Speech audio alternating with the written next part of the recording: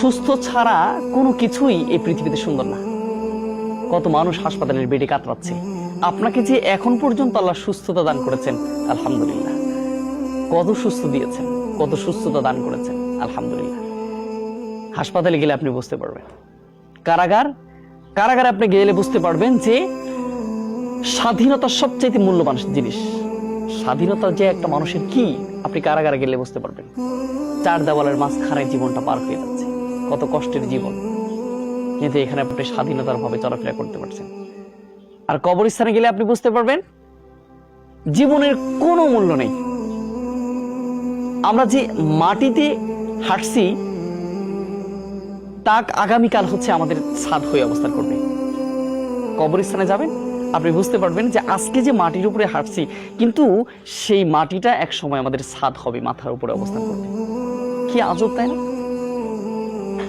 যে মাটির উপরে দাম্ভিক অহংকারের সাথে আমরা চলাফেরা করছি। কখনো কল্পনা করেছি এই মাটির নিচে আমাকে অবস্থান করতে হবে?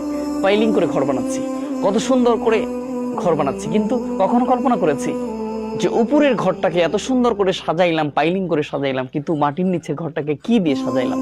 একটু কল্পনা করেছেন? কখনই কল্পনা করেননি। দুঃখজনক হলেও এটা সত্য, আমরা কিছুই নিয়ে আসি না, এবং যাওয়ার সময় কোনো কিছুই নিয়ে আমরা যাব না, সবই পড়ে থাকবে।